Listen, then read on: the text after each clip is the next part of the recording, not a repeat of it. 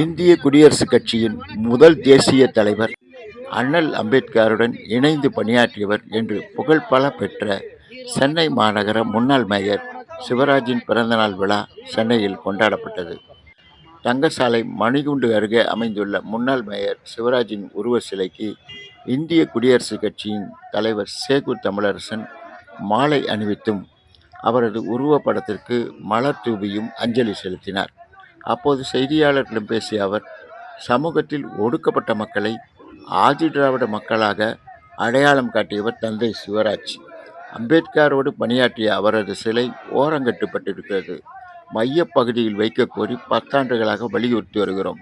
எங்களது கோரிக்கை செவிமடுக்கப்படவில்லை. அதைவிட மிக வருத்தமான செய்தி, ஆதிதிராவிடர் என்று சிவராஜால் அடையாளம் காட்டப்பட்ட பெயர் மாணவர் விடுதிகளிலிருந்து அகற்றப்பட்டிருக்கிறது. சமூக நீதி விடுதி என்று பெயரிடப்பட்டிருக்கிறது. அவற்றை மீண்டும் ஆதிதிராவிடர் விடுதி என்று மாற்றம் செய்ய வேண்டும் என்று சேகூர் தமிழரசன் வலியுறுத்தினார். இந்த நிகழ்ச்சியில் இந்திய குடியரசுக் கட்சியின் வடசென்னை மாவட்ட இணை செயலாளராக ராஜசேகரனையும், ராயபுரம் பகுதி தலைவராக ஜெய்பீம் பிரேமையும் சேகூர் தமிழரசன் அறிமுகப்படுத்தினார். இதில் குடியரசுக் கட்சியின் மாநில துணைத் தலைவர்கள் இருதயநாதன், ரமேஷ்குமார், செயற்குழு உறுப்பினர் தினேஷ்குமார், வடசென்னை மாவட்ட தலைவர் வன்னைக்குமார், செயலாளர் RS சரவணன், பொருளாளர் TR பசூல், மத்திய சென்னை மாவட்ட தலைவர் வழக்கறிஞர் துர்வாசன், செயலாளர் கபிலன், பொருளாளர் செந்தில்நாதன், வடசென்னை மாவட்ட அமைப்பு செயலாளர் தலித் சுரேஷ், துணைத் தலைவர் பூக்கடை சங்கர் உள்ளிட்ட ஏராளமானவர்கள் பங்கேற்றனர்.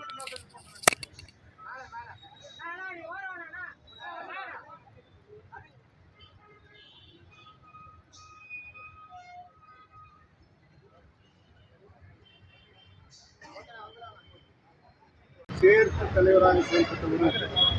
அவருக்கு பிறகு பாஸ் அம்பேத்கர் அவர்களால் உருவாக்கப்பட்ட இந்திய குடியரசுக் கட்சியினுடைய முதல் தலைவராக செயல்பட்டவரும், அன்றைக்கு நாடாளுமன்றத்தில் 12 இந்திய குடியரசுக் கட்சி நாடாளுமன்றத்திற்கு தலைவராக விளங்கி செயல்பட்டவரும்,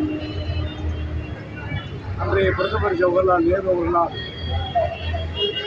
பாஸ் அம்பேத்கருக்கு பதில் உலக பசிபிக் மாநாட்டிலேயே இந்திய நாட்டினுடைய பிரதிநிதியாக அனுப்பப்பட்டவரும், இந்த மாநகர தந்தையாக இருந்தவரும், பிரிட்டிஷ் காலத்திலேயே சட்டமன்ற மேலவை உறுப்பினராக இருந்தவரும், இருக்கிறது என்று சட்டக்கல்லூரியுடைய முதல்வராக இருந்தவரும், மிக அருகில் இருக்கிற யூனிவர்சிட்டி கிளப்பினுடைய தலைவராக இருந்தவரும், ஆக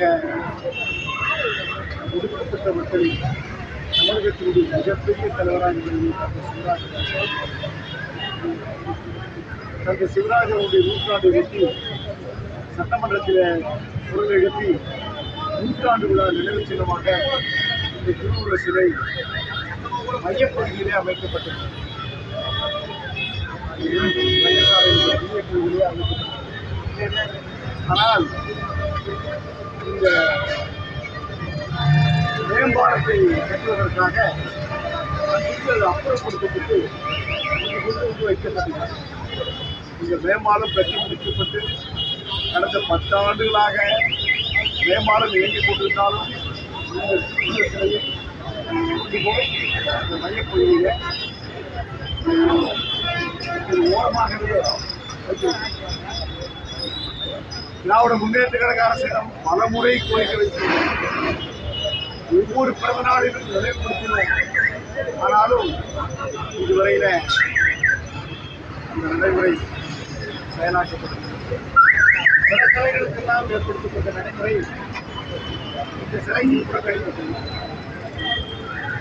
தந்தை சிவராஜ் அவர்கள் இப்படில்ல, அந்த சிலையை புறக்கணித்தாலும் பரவாயில்ல, தந்தை சிவராஜ் அவர்கள் தமிழ்நாட்டில் இன்றைக்கு ஆதிதிராவிடர் என்ற பெயர் இருக்கிறதுனால் அதற்கு காரணமாக இருக்கிறவர்கள் டாக்டர் செவன் சீனிவாசன், தந்தை சிவராஜ், வீரையன், MC ராஜா போன்ற பெருந்தலை.